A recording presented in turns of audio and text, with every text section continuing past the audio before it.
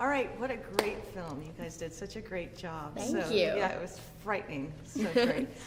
Let's start out with your characters and tell us a little bit about them. So I'll start with you, Lulu. My character is Linda, and she's the youngest of all the orphans, and because of that, she gets picked on by most of them, except one, Janice. And Janice and Linda kind of form this unbreakable bond, and they're almost like sisters. And then when they move into this new orphanage, bad things start happening to Janice, really bad things, beyond Linda's wildest imagination. And she does her best to try and stop them. So tell us about your character. I played Janice, who recently received polio, and she has to walk around with a leg brace and a cane. And she gets to see all the other little girls running around and playing and having fun, which she used to be able to do. And I think it really hurts her because she can't do that anymore, and it's hard for her to move around. And the other girls kind of tease her a little bit about it. I don't think they're trying to be mean. They just have like a sisterly bond with them, just a big sister, little sister bond. So they just tease her, and she's really sensitive, so it gets to her a lot. But Linda's character really helps her through it, and she really makes her happy and brings her up most of the days. Now, you've obviously done some horror films in the Yes, past too. So I have. Is this a genre that you really like, or is it just happened to be that you have gotten involved with them? It's just so much fun, and it's especially for a child actor, because you can experience a great range of emotions. Like you can experience things from great joy to great sadness and great terror and all the emotions in between, and you get to use your creativity and imagination that you wouldn't necessarily want to use unless you were on set of a horror movie. So. Do you like horror movies too? I love horror movies, watching them and being in them now. This is my first one, so it was a blast to film. I feel like all the other girls and I really bonded, and it was probably one of my favorite projects that I've done. Oh, fantastic. And talking about the other girls, it was a great cast. So how was that filming with all of them? It was so cool because we're all so many different ages and we have different personalities. You wouldn't expect us to actually be friends aside from filming, but then our personalities really came together and we actually developed this great bond. We became like a family on set. I feel like it was just great working with this cast because it was a cast of mostly females, and they were all very strong people. And throughout the film, not just one or two of them are fighting, all of them are fighting. They're fighting for their life, and they're willing to give up their own lives for their family. Now, it's obviously extremely scary to watch this film, but were there any times at all when you were shooting that were a little bit scary at all? I mean, while we were filming, it could be scary on set when Yeah. you're in character and like the whole scene's coming together, but really you know that you are safe. There are people right outside of set and waiting for you and taking care of you and making sure you're okay. So it wasn't like really scary when you were thinking about a scene. You didn't feel like unsafe on set, but at the same time when you're in character, it's definitely horrifying seeing the Annabelle doll and like screaming and running. Yeah.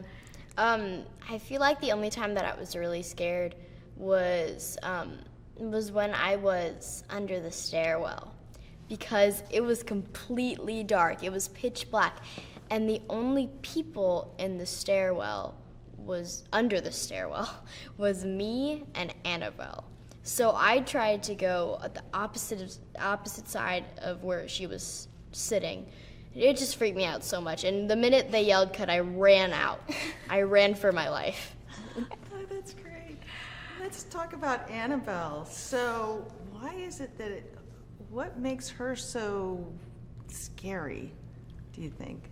For me, I think it's unpredictable. You don't expect it at all because dolls are like angelic things that you get your children, they play with, and you imagine like just playing with them, but with this doll, it actually has a demonic presence in it, and you would not expect that at all, not knowing at all. But really with Annabelle, she's evil and she wants to kill you. And I just think for me, it's just like you wouldn't expect it because you think they're like this safe little toy that kids can play with. I feel like because she looks so much like a human, like she doesn't look like just another doll. Like she doesn't look like a Barbie, and she doesn't look like an American Girl doll. She looks like Annabelle, because her face is so realistic, right down to her eyes and the way her eyes are shaped and the colors and all the detail that's put into them. And her size too. She's really big. And she's really heavy too. It's crazy. Very and heavy. It's very human-like, which is super creepy. That's great. So, and let's talk about David Sandberg as a director. Like, what did he bring to this that, you know? I've never worked with a director that was actually like that much invested in every single scene. He took them all so seriously, and every camera angle, he was just very professional on set. And actually in the dollhouse scene, he was actually waiting right behind the dollhouse. And in between scenes, he had his own like personal little monitor, instead of being with all the other producers like most directors I've worked with. But he was right behind the dollhouse with his monitor, and he'd pop up and he'd give me a direction in between scenes. It was hilarious working with him. I also feel like he's very different from all the other directors that I've worked with, because he makes the scene scary while you're filming it, instead of waiting for the special effects to be put in and stuff. He gives you a backstory of the scene. He tells you, he really goes through the details of what you're going to be doing, and I just feel like it's a really cool experience, especially to work with that kind of director where you're given that kind of direction. Wow. So what do you think audiences are in store for when they go see this? Extreme terror. To be horrified. Yes, definitely. Hey, Lisa here with some horrifying movie facts for you. Though it's never stated in the film, the demon that takes possession of Regan McCann has a name, Pazuzu, which is taken from the name of the king of the demons in Assyrian and Babylonian mythology. Now, the poster for the Ghoulies, featuring a ghoulie popping out of a toilet, reportedly caused several angry mothers to write letters to the studio saying that their kids were too scared to use the bathroom after seeing the poster. And the original title for Texas Chainsaw Massacre was Head Cheese. The actor who plays Leatherface, Gunnar Hansen, had to wear 3-inch heels so he could tower over everyone in the cast, which made chase scenes a little more challenging to film. Keep up to date with all the latest releases by subscribing to our channel and checking the notification bell. And I'll see you next time.